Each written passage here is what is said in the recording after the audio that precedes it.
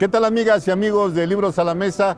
Bienvenidas y bienvenidos una vez más a la continuación de este programa que tiene que ver con este libro maravilloso que la editora de Gobierno pone en nuestras manos, que se llama 200 años Veracruz, cuna del heroico Colegio Militar 1823-2023, con dos invitados de lujo. Ya los presenté la vez pasada: el doctor Felipe Ávila, director general del Instituto Nacional de Estudios Históricos de las Revoluciones de México, y el doctor Bernardo Ibarrola, ambos compiladores de este texto maravilloso.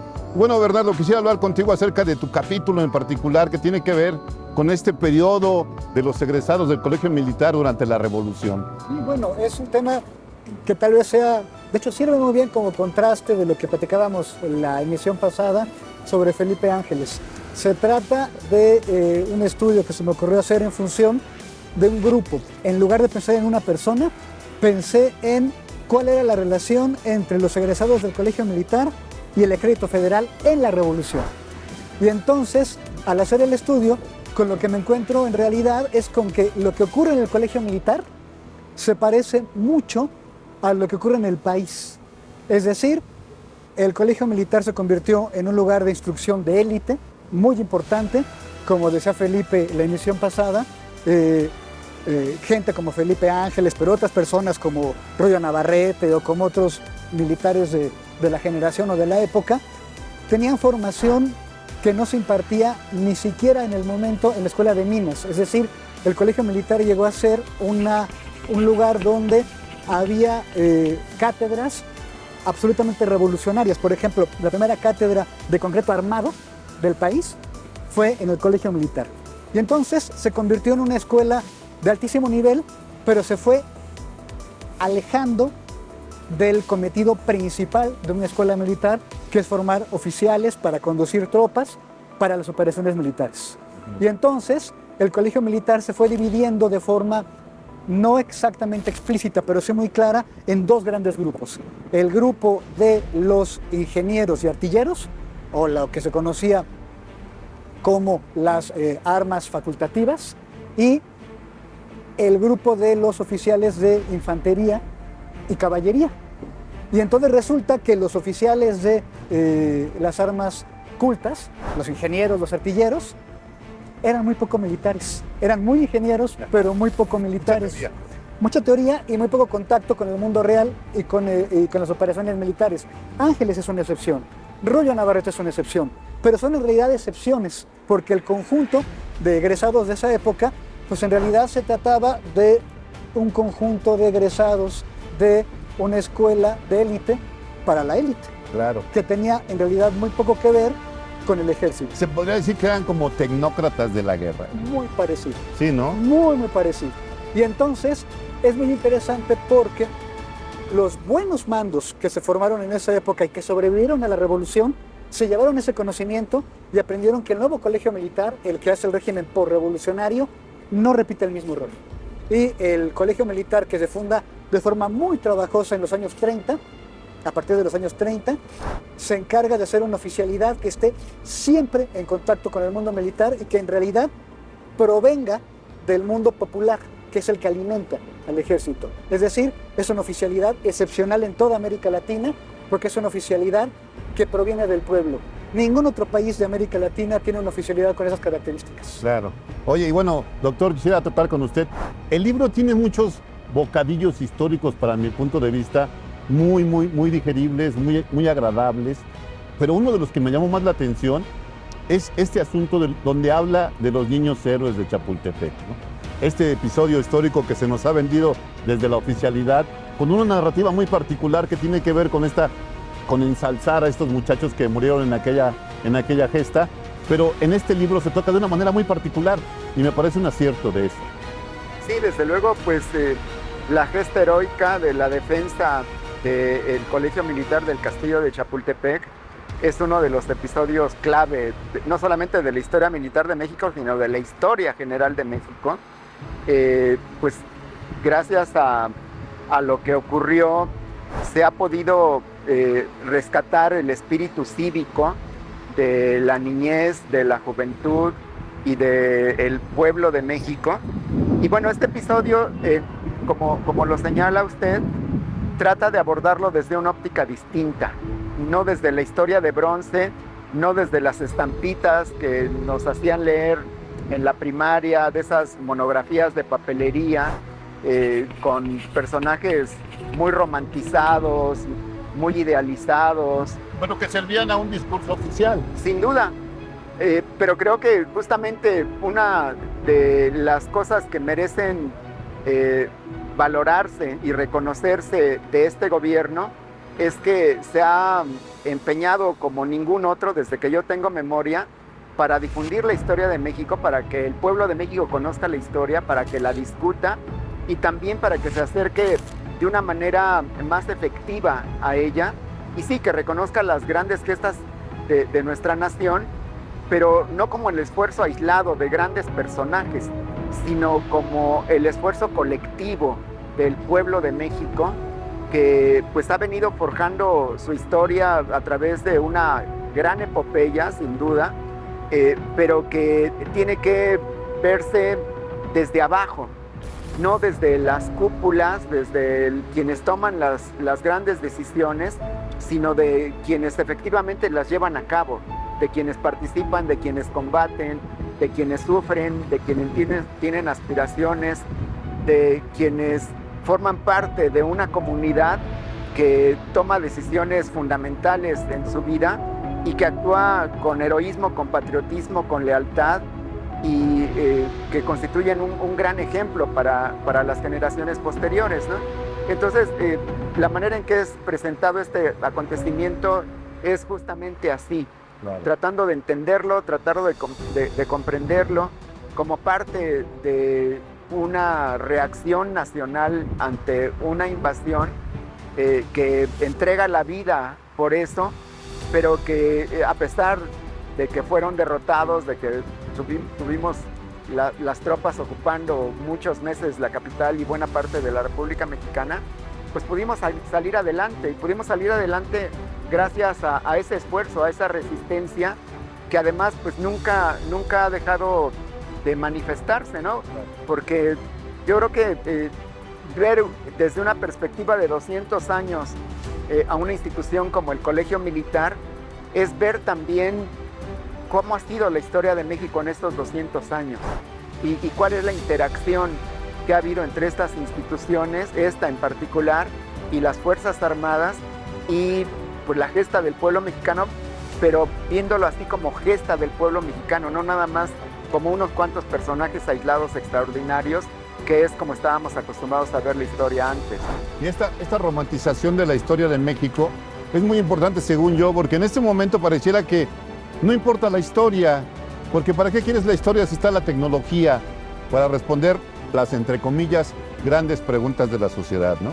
Eso es un mito que se ha estado difundiendo y que se repite cíclicamente pues toda la modernidad. Parece que las respuestas a los problemas están en lo que nos digan los técnicos o las técnicas y no en lo que mencionaba Felipe hace un momentito, que tiene que ver con recordar lo básico, y lo básico es que somos una comunidad en el tiempo. Y recordar que somos una comunidad en el tiempo, no olvidarlo, nos dice de dónde venimos para ver hacia dónde vamos y con quién y cómo. Y entonces, por poner un ejemplo, claro que importan los niños héroes y sus nombres y la gesta, pero no es un puñado de cadetes que además desobedecen, sino un pueblo que se resiste a la invasión. Y es tan importante la rebelión de la Ciudad de México en esos días como la resistencia suicida por parte de los cadetes. Y eso que ocurre en ese episodio, ocurre en otros a lo largo del tiempo. Y lo que tenemos que hacer es recordarlo y ponerlo en su lugar y no perder el sentido de construcción de comunidad que nos da la historia. Si para algo sirve la historia, más allá de que para que los que nos dedicamos profesionalmente a ella desarrollemos el trabajo y sigamos enterándonos de cosas y comprendiendo cosas, es para contarnos a todos nosotros cuál es nuestra propia historia. Claro. Y por eso creo que el libro, que tenemos hoy y que estamos presentando, sirve y sirve muy bien, porque la historia del Colegio Militar no es nada más la historia de la oficialidad del ejército ni del ejército, es también la historia del pueblo mexicano. La historia del pueblo mexicano que también se ve a través de los libros, ¿no? Que ustedes también nos hacen favor de llegar y trabajar en ellos, pero también a través de las imágenes. Y queremos invitarlos a que conozcan un poco más, junto con nosotros, cómo está quedando la fortaleza de San Carlos en estos momentos. Vamos a ver.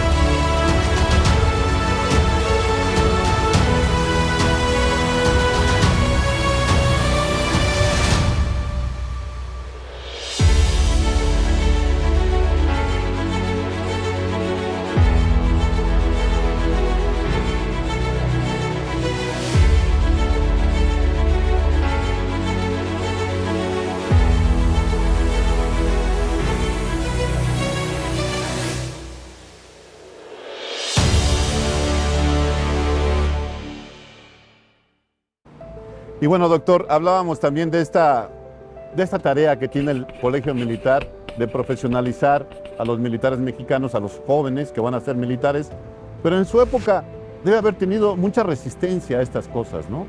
¿Hubo resistencias que no querían que surgiera este colegio?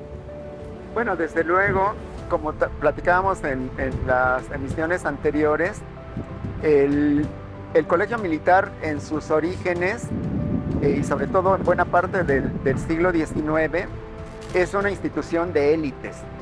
Es una institución en donde se forman los hijos de pues, los grandes hacendados, de los grandes comerciantes, de los políticos prominentes, de quienes han destacado también en algunos momentos fundamentales. Originalmente, por ejemplo, y esto es algo que lo discutimos en las primeras sesiones del colegio, quienes entran a formar una parte sustantiva de las Fuerzas Armadas ya de México como país independiente, pues se habían formado en las fuerzas militares de la colonia, del virreinato. Eran oficiales del ejército realista, y la mayoría de ellos, si no es que todos, de origen criollo. Que se opusieron a la independencia, que lucharon contra Hidalgo, lucharon contra Morelos, contra Vicente Guerrero, contra los otros jefes de la independencia mexicana, y que formaron parte importante en la conformación de la nación que surge de este proceso de independencia. Siguieron teniendo un papel muy, muy destacado, y muchos también de los grandes personajes que defendieron a México de la invasión estadounidense y que participaron en esa terrible guerra civil entre liberales y conservadores, en las guerras de reforma y después en la lucha contra la intervención francesa, pues jugaron un papel destacadísimo en la conformación de los cuadros dirigentes de las Fuerzas Armadas mexicanas. Pero sin embargo, durante el Porfiriato, este largo periodo en que gobernó un destacadísimo militar de esos años que fue Porfirio Díaz, el ejército se fue, por decirlo de alguna manera, aristocratizando. Se convirtió en una casta oligárquica, vitalicia, que concentraba los mandos, el poder y el dinero, y que fue desligándose de sus orígenes populares, ¿no? Es a este ejército al que derrota la revolución, a este ejército de casta oligárquico que defendía a lo que se conoce como el antiguo régimen y que es muy parecido a los ejércitos de los otros países latinoamericanos del 19 y de buena parte de la primera mitad del 20, es al que derrota la revolución, lo hace pedazos. Y con la revolución, el ejército, las Fuerzas Armadas y el colegio militar recuperan sus orígenes populares. Y eso es muy importante, porque el ejército que surge de la revolución es de una revolución popular victoriosa. Y se alimenta, se nutre y canaliza a sectores pobres, a sectores que vienen de abajo. No a los aristócratas del porfiriato, sino a la gente que quiere destacar, que quiere ayudar a su país, que quiere defenderlo, que tiene valores cívicos y que se va formando en una institución que es muy distinta a la que existía en los años finales del porfiriato. Y bueno, esta institución distinta de la que presumimos también tiene que ver con este deseo de que los militares se dediquen únicamente a la vida castrense y no a la vida política. Por supuesto. Pero ¿esto ocurre en la realidad, Bernardo? A ver, es un tema bien interesante, porque cuando se habla de todos estos asuntos, y ahora a la luz de todo el debate respecto del carácter militar o no militar de la Guardia Nacional, hay como un fantasma que recorre las discusiones que vale la pena, sobre el cual vale la pena reflexionar, que es el término de militarización. Y lo que planteaba Felipe hace un momento nos ayuda a comprender mejor de qué estamos hablando. Cuando decimos militarización y hablamos de la posibilidad de que la nueva policía, la primera gran policía nacional mexicana, la Guardia Nacional, esté vinculada orgánicamente al ejército, pensamos inmediatamente en los ejemplos de militarismo, de militarización del cono sur latinoamericano de los años 60, 70, 80, en donde estos ejércitos de élite eran en realidad, son todavía, el brazo armado, no del Estado, sino de la élite y de la oligarquía de cada uno de los países. Son para controlar, digamos. Son controladores.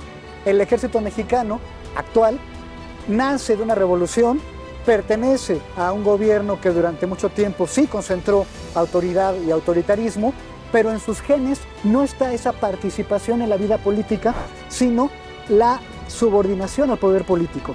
Es decir, el ejército mexicano actual pasó, y Felipe no me dejará mentir, por momentos de gran incertidumbre en 2000, por ejemplo. Todo el mundo se preguntaba, ¿qué va a pasar con el ejército cuando deje de gobernar el PRI a nivel federal? Pues va a gobernar al presidente de México, emane del partido del que emane. Y eso, que es un elemento central, está marcado por su propio proceso, pero también por su origen. La élite o la oficialidad mexicana es una oficialidad nacional y nacionalista, como ninguna otra en ninguna otra parte de los espacios de interés público. Y por eso ha sido una especie de reservorio, de lugar de aprovisionamiento de cuadros para hacer tareas muy complicadas en este momento. ¿Significa que tienen que estar con la participación que han tenido hasta ahora?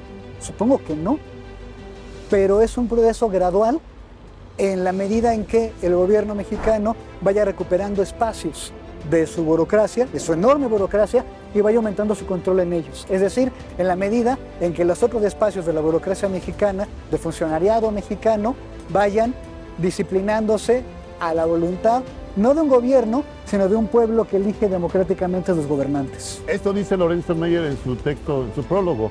Dice que los militares no toman decisiones, sino que están supeditados al mando civil. Esto se siente, creo que hoy más que nunca, ¿no? Yo creo que si algo caracteriza a las Fuerzas Armadas mexicanas que surgen de la revolución es esta institucionalidad y esta lealtad a toda prueba y esta subordinación al poder civil.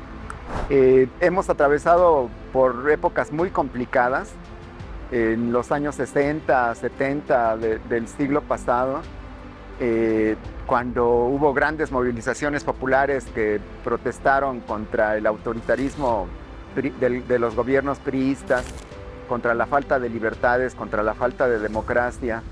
Y cuando surgió pues un desafío importante de grupos guerrilleros que pensaban que no había otra alternativa más que tomar las armas y declarar la guerra al Estado mexicano, pues las Fuerzas Armadas hicieron lo que les ordenaron hacer, ¿no? Y creo que una vez superado ese desafío, pues se han venido concentrando en otro tipo de tareas. Unas muy importantes que tienen que ver con el auxilio a la población civil que ha sido dañada por desastres naturales, el plan DN3, ante esas emergencias naturales, pues ha sido importantísimo. Y creo que buena parte del prestigio y del reconocimiento del que gozan las Fuerzas Armadas es por la población que ha sido beneficiaria de esas ayudas, de esos apoyos en situaciones gravísimas, ¿no? Y bueno, más recientemente, pues se les ha ocupado como el último recurso del Estado mexicano para tratar de combatir al crimen organizado. Y han estado desempeñando tareas de seguridad pública, no de seguridad nacional. Estamos todavía en esta etapa, pero creo que con todo este largo trayecto del que podemos darnos una muy buena idea en este libro, pues ahí si algo aparece como una característica constante es la lealtad y la institucionalidad de las Fuerzas Armadas y su subordinación al poder civil. Yo creo que eso es una garantía para que no tengamos de qué preocuparnos de que pudiera haber un golpe militar. Yo creo que eso está alejadísimo de la realidad, no debemos de preocuparnos por eso. Oiga, pues el tiempo se nos está agotando y bueno, yo como conductor, que siempre es uno como autoritario, quisiera pedirles a los dos que de alguna forma, con una frase, invitaran a la gente a leer este libro del Colegio Militar. En una frase. Acérquense a conocer la historia extraordinaria del Colegio Militar, de las Fuerzas Armadas y de la Nación Mexicana en estos 200 años, desde 1823 hasta la actualidad. Bernardo. Está muy bien hecho, muy bien escrito, los artículos están muy bien armados, son muy reveladores, muy significativos y muy entretenidos. Es una lectura ligera y muy necesaria. Y bueno, me despido de ustedes yo también desde aquí de la Fortaleza de San Carlos, en Perote, un lugar que pronto usted podrá visitar con su familia para que conozca un pedacito de la historia de lo que es el Colegio Militar desde 1823 hasta el 2023. Muchas gracias por su atención y como siempre les recuerdo, les suplico, no deje para mañana lo que pueda leer hoy. Hasta la próxima.